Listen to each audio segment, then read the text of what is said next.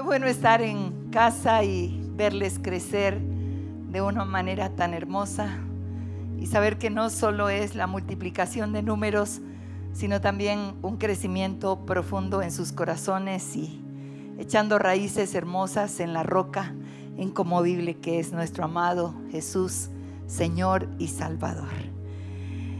Vamos a una escritura del Antiguo Testamento, libro de Segunda de Reyes, capítulo 4, el versículo 1 en adelante. Versículo 8 en adelante.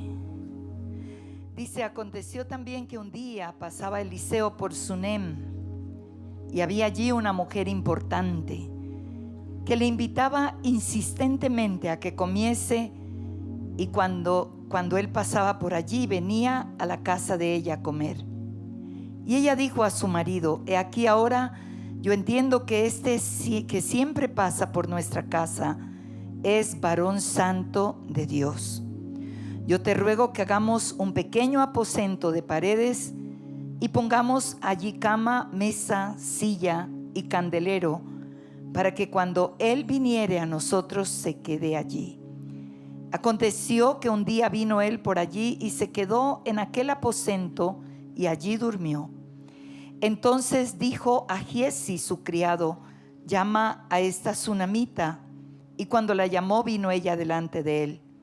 Dijo él entonces a Giezi: dile, he aquí tú has estado solícita por nosotros con todo este esmero. ¿Qué quieres que haga por ti? ¿Necesitas que hable por ti al rey o al general del ejército? Y ella respondió: yo habito en medio de mi pueblo. Y él dijo: ¿qué pues haremos por ella? Y Giezi respondió: he aquí que ella no tiene hijo y su marido es viejo. Dijo entonces: llámala. Y él la llamó y ella se paró en la puerta. Y él le dijo: el año que viene por este tiempo abrazarás un hijo. Y ella dijo: no, señor mío, varón de Dios, no hagas burla de tu sierva. Mas la mujer concibió y dio a luz un hijo el año siguiente, en el tiempo que Eliseo había dicho. Una de las cosas más profundas y hermosas dentro de nuestra experiencia cristiana y de las cosas que Dios anhela respecto a nuestras vidas es que podamos disfrutar y entender lo que es la intimidad con Él, lo que es poder, voy a decírselo así, vivir en su presencia cada día, cada minuto, cada segundo. Eso es lo que Él más anhela. De hecho, la Biblia dice que tú y yo somos el templo del Espíritu Santo y que el Espíritu de Dios mora en nosotros. Habla que Él mora en nosotros. Pero tantas veces a tantos de los hijos de Dios no apreciamos esa presencia. Nos olvidamos de que Él vive aquí. Muchas veces ni le damos, como decían en el tiempo del Topito Gillo, ni los buenos días ni las buenas noches. Vivimos de carreras, vivimos de afanes, trabajamos, servimos a Dios, pero realmente lo que Él anhela es que seamos conscientes de que mi vida, tu vida, es una habitación. Y por supuesto que si es una habitación, yo tengo que construir dentro de esa habitación esa intimidad y esa comunión con el Dios que nos amó, que nos escogió, que nos redimió y que nos salvó. Y esto es lo que Él quiere. Él quiere que sus hijos puedan entender esta maravillosa dimensión. Ahora, cuando hablamos de su presencia, de hecho, esta iglesia tiene un nombre hermosísimo, el lugar de su presencia. Indudablemente ustedes disfrutan de una excelente adoración, alabanza que no es improvisada, sino preparada. ¿Y quién no puede experimentar su presencia en los momentos en que estamos juntos alabando y exaltando? Pero cuando salimos de aquí es la parte que realmente Dios quiere.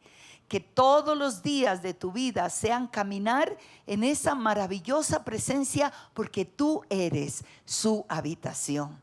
Yo pienso en un matrimonio que puede llevar muchos años, viven juntos, se son fieles el uno al otro. Y escuché a una mujer en consejería años atrás, que llorando con todo el dolor de su corazón, ella me dijo: llevo 40 años de casada. Sé que mi esposo me es fiel, que es fiel a sus obligaciones en casa. Nunca falta la comida, nunca falta el colegio ni las universidades de mis hijos. Pero tú sabes lo duro que es dormir en la misma cama, vivir bajo el mismo techo, desayunar juntos, a veces almorzar juntos y siempre cenar juntos, y nunca tener comunión. Casi no hablamos, casi no nos decimos nada. Yo quisiera, pero él es tan seco, no expresa. 40 años me decía, y yo podía imaginar 40 años. Es imposible, y más para nosotros las mujeres, que nos gusta hablar tanto, que nos tapan la boca y nos salen letreros en la frente. Pero es igual con Dios. Y Dios seguramente dice: ¿cuántos años que me recibió en el corazón? Y no hay comunión. Cuando tú vas a Apocalipsis 3:20, que dice: aquí yo estoy a la puerta y llamo, si alguno oye mi voz y abre la puerta, yo entraré con él, cenaré con él y él conmigo. Y él está hablando sencillamente, no a un inconverso. Este texto es para la iglesia. Dice: si alguno de mis hijos oye mi voz y me abre la puerta, yo anhelo tener intimidad, yo anhelo tener comunión, porque cuando tú conoces esa presencia, tu vida cambia, el rumbo de tu vida cambia, todo cambia, el ministerio cambia. Y lo que Dios quiere es eso, que esa presencia de Él sea tan real en nosotros, que la podamos disfrutar, palpar. No es cuestión de emoción, es cuestión de una convicción plena. Y la Biblia habla de la omnipresencia de Dios. Es uno de los atributos divinos. Eso significa: Dios está en todas partes. Dios está aquí, Dios está en la China, en el Japón. Dios está en todo lugar al mismo tiempo. David conocía esa omnipresencia divina cuando en el Salmo 139 él dice: ¿a dónde yo huiré de tu espíritu, Señor? ¿A dónde huiré de tu presencia? Si subiere a los cielos, allí estás tú. Si en el Seol yo hiciere mi estrado, allí tú estás. Si tomare las alas del alba y habitar en lo extremo del mar, aún allí me guiará tu diestra y me tomará tu mano. Él dice: lo mismo te son las tinieblas que la luz, tú estás en todas partes. Y David era consciente de esa omnipresencia. Pero también es hermoso, porque David también era consciente de lo que es la presencia manifiesta de Dios.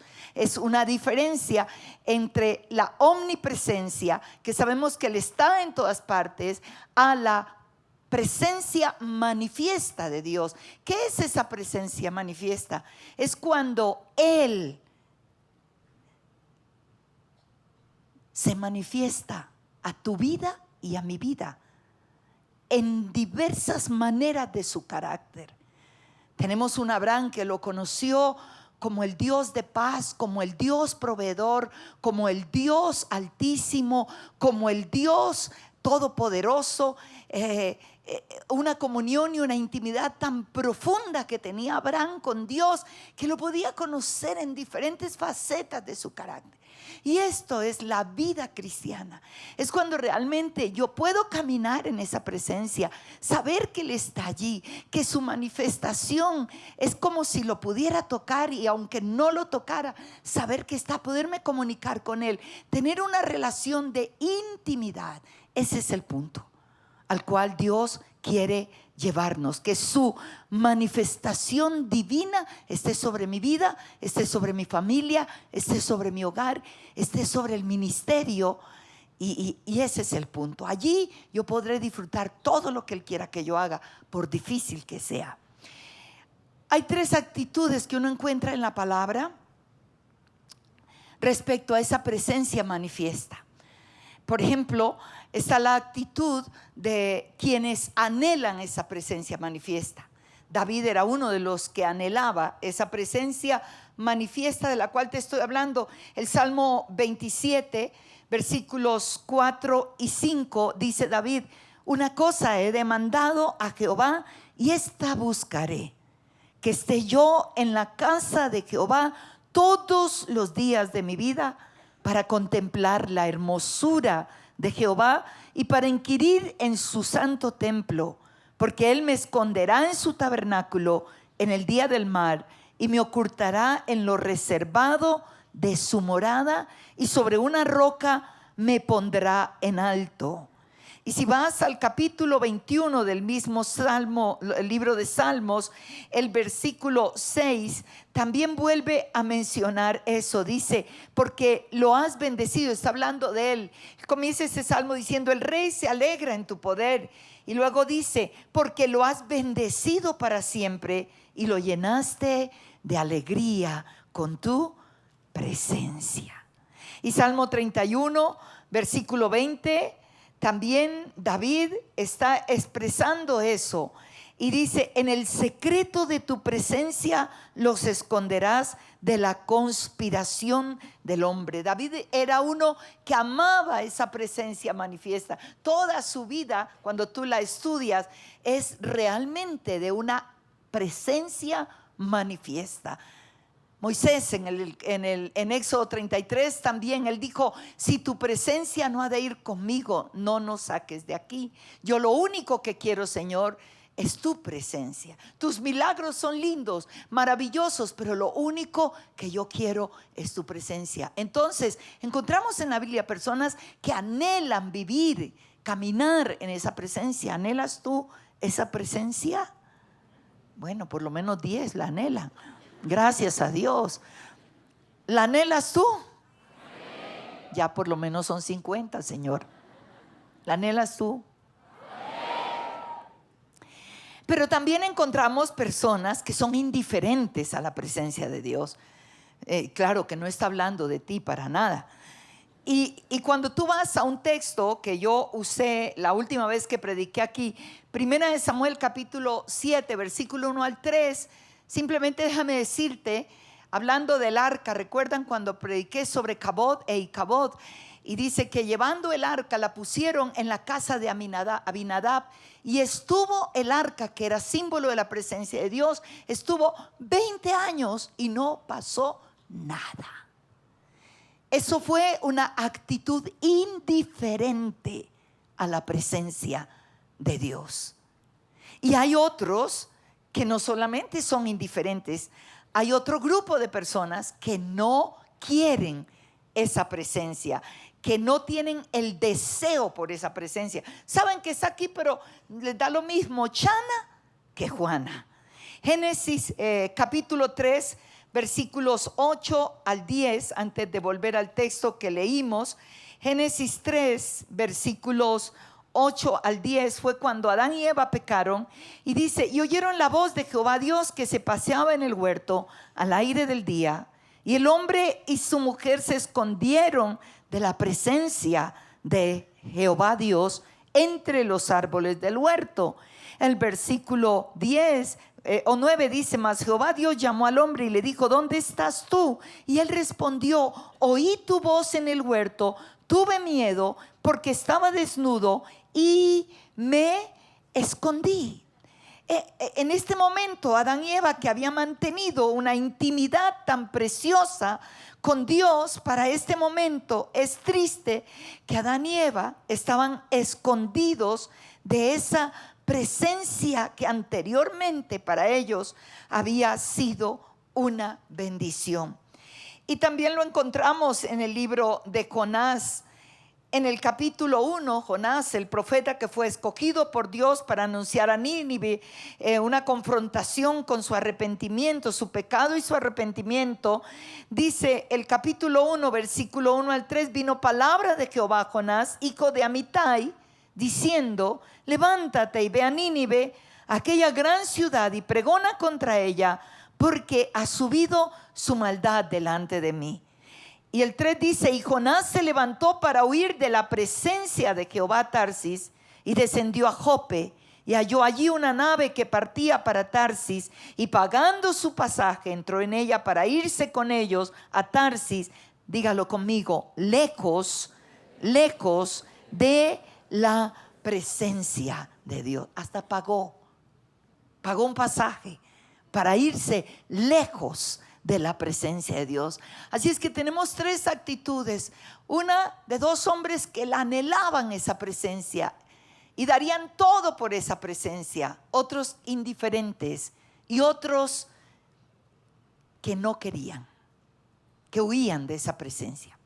Pero volviendo al texto que leímos inicial en Segunda de Reyes, en ese capítulo 4, yo quiero hablarte de una mujer que realmente entendió esta dimensión y hizo todo lo que estuvo a su alcance para poder disfrutar de esa presencia.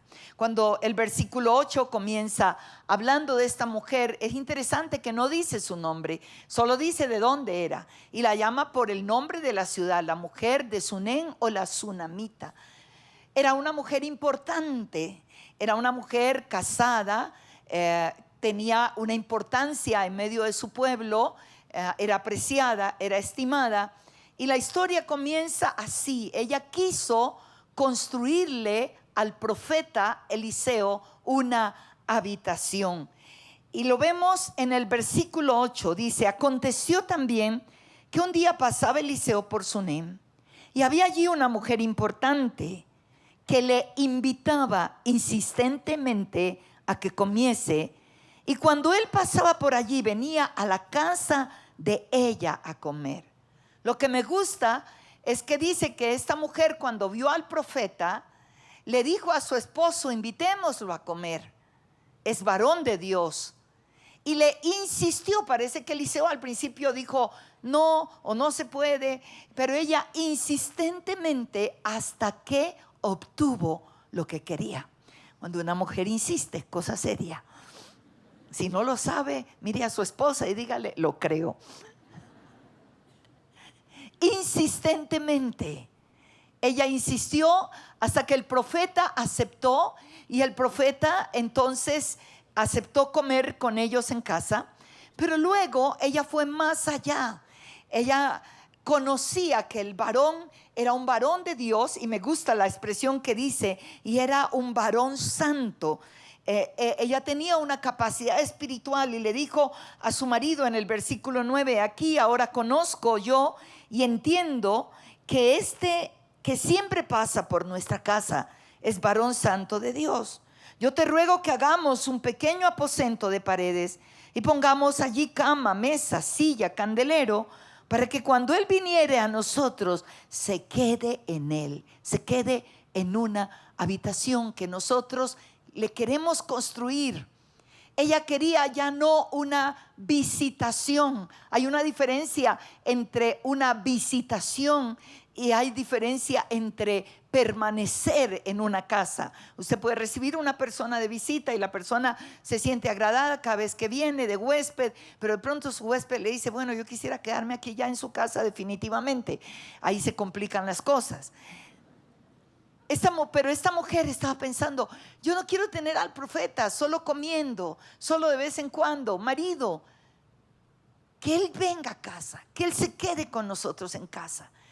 Hagámosle una habitación para que permanezca con nosotros. Esa palabra, que él habite en medio de nosotros. Y entonces comienzan a hacerle la habitación al profeta. No una visitación, sino una habitación. Ahora, construir una habitación en medio de una construcción que ya ha estado hecha, añadir un cuarto más, añadir una habitación más, implica trabajo. implica cambios que hay que hacer. Cuando tú quieres hacer una ampliación de tu casa, tienes que llamar a un arquitecto o a un buen maestro de obras y a ver si se puede. Y entonces implica que para hacer esa nueva construcción va a tocar seguramente derribar muchas cosas, muchas estructuras. Va a tocar hacer reformas, va a tocar incomodarnos, porque son días de trabajo. ¿Cuántos han tenido trabajos en casa cuando estamos? Y no es fácil, y el polvo, y los escombros, y todos nos incomodamos por esos días, pero la meta es que estamos construyendo una habitación. Y yo quiero decirte, así como aquella mujer quiso construir esa habitación, si nosotros de verdad queremos caminar en esa presencia manifiesta de Dios, en esa intimidad, en ese tiempo con Dios que realmente nos lleva a una comunión preciosa, vamos a tener que hacer reformas en nuestra vida, vamos a tener que hacer cambios para que Él pueda sentirse agradado, vamos a tener que romper estructuras en nuestra vida, aquella forma de pensamiento que siempre teníamos, pero que ahora tienen que ajustarse a los pensamientos de Dios. Vamos a tener, hablándolo en cuanto a nuestra habitación, vamos a tener que cambiar hábitos que no son buenos, tal vez no son pecados, pero no son buenos. Vamos a tener que cambiar conductas en nuestra vida, porque Él tiene que brillar, Él tiene que manifestarse. Y cuando hablamos de esa presencia manifiesta, es que tú lo vas a ver a Él obrar en maneras hermosas. Va a ser una realidad caminar con Él, poder establecer esa intimidad. Ellos construyeron la habitación, pero dice la palabra aquí algo hermoso, que aquella mujer, como buena mujer, no solamente construyó la habitación, dice que ellos pusieron una cama, pusieron una mesa, una silla, un candelero, para que él pudiera estar cómodo. Y es hermoso porque la cama te va a hablar a ti de descanso. No hay nada mejor que una cama. Yo regresé anoche de Cartagena, estaba predicando toda la mañana hasta más de mediodía y luego tomé mi avión para venir, pero mi avión salió tarde y yo llegué tan cansada que lo único que yo quería era mi cama. Así es que apenas me acosté, ya quedé profunda y me levanté hoy muy temprano, muy fresca para poder buscar del Señor. Y esa cama te habla de descanso, la mesa te habla de una comunión, la silla te habla de autoridad. El rey se sienta en una silla, en un trono, y eso habla de autoridad. Y le puso un candelero, le puso luz, porque la luz nos habla también de Cristo.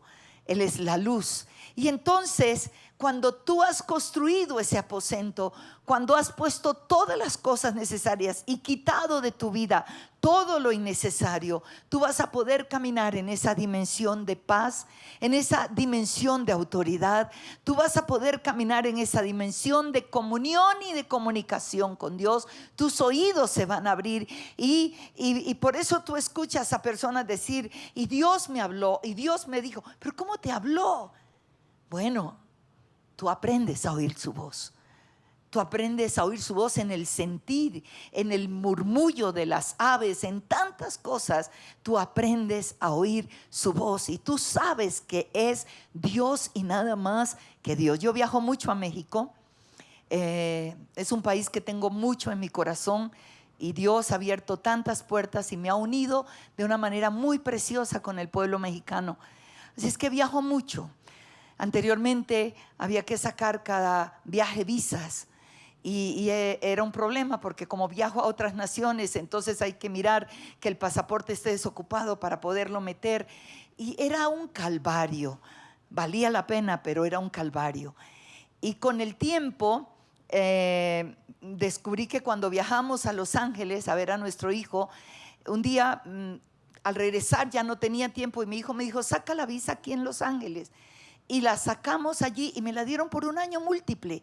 ¡Wow! Maravilloso. Que Dios me alivió. Pero después de otro tiempo, el Señor hizo algo más grande. Y entonces el Ministerio de Migración de México sacó que si tú tienes una visa americana, ya no necesitas sacar visa mexicana. Y cuando me llegó la noticia fue en un momento apremiante que tenía que viajar a una de las ciudades y tampoco tenía tiempo. Y me llega la noticia y yo la leo, averiguo y me dicen, sí, si tiene visa americana no tiene que sacar visa mexicana. Y yo ese día dije, gracias Señor. ¿Sabes qué pensé? Dios lo hizo solo por mí. Dios lo hizo por mí. Para mí era como si Él lo hubiera hecho por mí. Y ahora, desde el año pasado, tú sabes, ¿no? Ni visa americana, tú puedes entrar como a cualquier país suramericano sin visas a México. Y yo volví a reafirmar, eres increíble, Señor, que te lo hiciste por mí. Es esa presencia en la que caminamos, en que sabes que Él está en todo momento, en todo lugar en tu vida. Así es que esta mujer le hace una habitación, disfrutan de la intimidad y de la comunión con el profeta, junto con su esposo.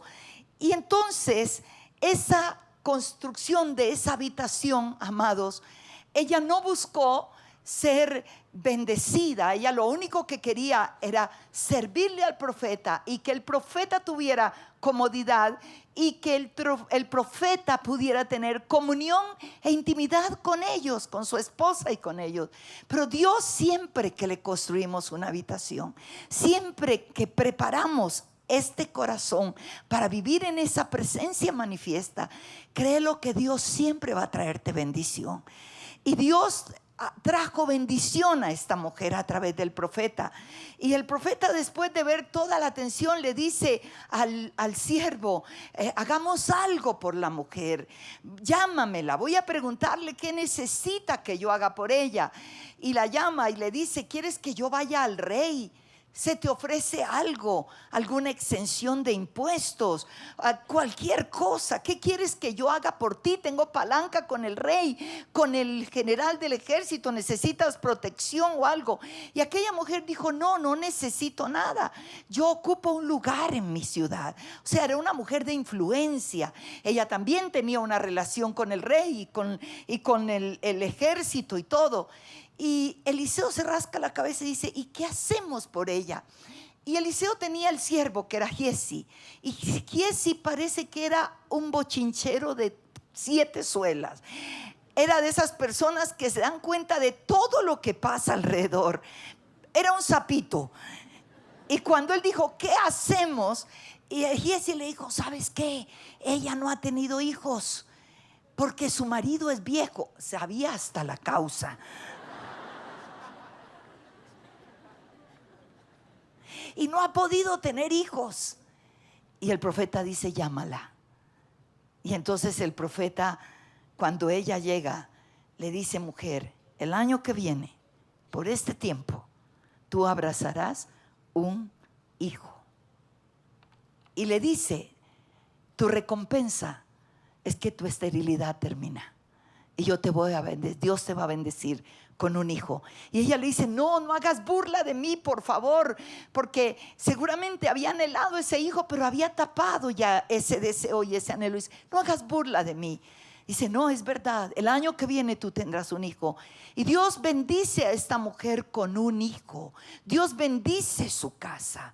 También cuando leímos, estudiamos sobre Cabod e Icabod, recuerda que cuando el arca fue llevada a casa de Obed-edom, dice que Dios bendijo la casa de Obed-edom. Cuando tú hagas un aposento para Él en tu vida y camines en esta dimensión, Dios va a bendecir tu vida. Su presencia manifiesta va a llegar a tu vida, a tu casa, a tu familia. Aunque tu familia no conozca de Dios, esa presencia manifiesta les tocará de una manera hermosa. Bendito sea el Señor. Así es que construirle esa habitación trajo bendición. Diga conmigo, construir una habitación para Él va a traer bendición a mi vida, a mi familia, dígalo, a mi casa. Y aquella mujer disfrutó. Pero déjeme ir al último punto de mi mensaje. Y lo he titulado una habitación construida también para los tiempos difíciles. Cuando llegamos al versículo 18 del mismo capítulo, este texto 18 comienza así: y el niño creció, pero, diga conmigo, léalo por favor. Diga, y el niño creció, y dígalo conmigo, pero aconteció un día que vino a su padre que estaba con los segadores, y dijo a su padre, léalo conmigo: ay, mi cabeza, mi cabeza. Y el padre dijo a su criado, dígalo duro, llévalo a su madre. Repita conmigo, llévalo. ¿Cómo? Las mujeres dijeron duro eso. ¿Cómo dijeron? Mujeres, ¿eso no es lo que los hombres siempre dicen?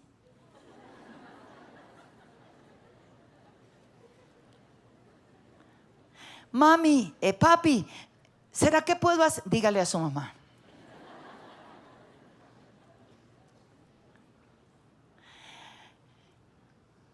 Papi, quiero ir al baño. Hable con su mamá. Que quiero que oren. Dígale a su mamá. Y el niño se enfermó con el papá. Estaba en el campo y se enfermó. Y cuando el niño empezó a gritar del dolor de cabeza, él dijo a los criados, llévenlo a su madre. Dice que cuando el niño llegó, la madre lo cargó sobre sus rodillas. Mire qué lindo. Y habiéndole tomado, versículo 20, y traído a su madre, estuvo sentado en sus rodillas hasta mediodía. Parece que fue temprano. Y hasta mediodía. Y aquí la historia cambia. La bendición que se veía cambia. Y termina el texto 20 diciendo, y el niño murió. Y el niño muere. La historia cambia. Pero también la razón del aposento cambia. Porque cuando el niño muere, aquella mujer, quiero que observemos muy de cerca a esta mujer, tiene mucho que enseñarnos. Aquella mujer no se desesperó. Aquella mujer no salió gritando. Aquella mujer no salió desesperada. Mire lo que dice la palabra. Ella entonces subió y lo puso sobre la cama del varón de Dios. Y cerrada la puerta, salió. La razón de ese aposento cambió. Esa mujer había preparado una habitación para el profeta y había puesto cama allí. Y ahora en el momento más duro de su vida, una mujer que no había tenido hijos, que anhelaba hijos y ahora lo había tenido por 10 años, verlo crecer, y ahora su hijo muere. Pero la razón del aposento cambia. Ella no se desespera. Ella toma a su hijo y llega a la habitación del profeta y lo acuesta sobre la cama y cerró la puerta. Y cuando tú construyes una habitación para Dios, vas a poder caminar en medio de las dificultades en paz. Ella inmediatamente corrió donde su marido y entonces le dice a su esposo en el verso 22, te ruego que envíes conmigo a alguno de los criados, una de las asnas, para que yo vaya corriendo al varón de Dios y regrese. Él le dijo, ¿para qué vas a verle hoy? No es día de luna nueva ni de reposo. Y ella respondió, paz. ¿Puedes tú hablar paz cuando tienes un hijo muerto? Y ella dijo, paz. Y él le dio las asnas y ella corrió y le dijo a su criado, no te desvíes ni a derecha ni a izquierda. Recuerde que era una mujer importante. Cualquiera la iba a saludar, la iba a parar, pero ella dijo, no pares hasta que yo no te diga que pares. Tenía un objetivo. Ahora ella iba en busca del dueño del aposento. El dueño del aposento. Y ella fue en busca del profeta. Y cuando ya iba llegando, la historia es hermosa. Dice que el varón de Dios la vio de lejos. Y entonces se preguntó, ¿estará bien ella? Manda al siervo y le dice, pregúntale que si está bien, porque la veo venir y Dios no me ha dicho nada respecto a ella. Y cuando el siervo va corriendo a recibirle, le pregunta, ¿estás bien? Y ella dijo, bien, todo está bien. ¿Puedes tú decir todo está bien en medio de semejante dificultad? Y luego dice el verso 27, cuando llegó donde estaba el varón de Dios en el monte, se asió de sus pies y se acercó Giezi para quitarla. Pero el varón de Dios le dijo: déjala, porque su alma está en amargura, y Jehová me ha encubierto el motivo y no me lo ha revelado. ¿Sabes? Cuando has construido un aposento para Dios, tú puedes echarte a sus pies. Tú puedes decir que todo está bien. Tú podrás afrontar las situaciones difíciles, demasiado difíciles, con paz en medio de tu tormenta. Y cuando has construido un aposento, también tienes la libertad de derramar tu corazón delante de Dios. Y no hay mejor lugar para derramar el corazón que en su presencia. Y ella derrama su corazón y ahí suelta todo su dolor. Entonces el profeta dice, llama otra vez al siervo y le dice: corre, no te detengas, ve a la casa, ve al aposento mío donde está el niño, lleva mi báculo y cuando llegues allá, ponlo el báculo sobre su cabeza. El profeta estaba enviando a su criado, pero cuando ella oye eso, en el verso 30, ahí vemos la fe de esta mujer, porque cuando tú has construido un aposento, tu fe va a ser una fe persistente. Y dijo la madre del niño: vive Jehová y vive tu alma, que no te dejaré. ¿Sabes lo que ella dijo en este momento? Fue lo que Eliseo en Segunda de Reyes, en el capítulo 2, cuando Dios iba a levantar a Elías, su padre espiritual, su maestro, iban de camino al Jordán.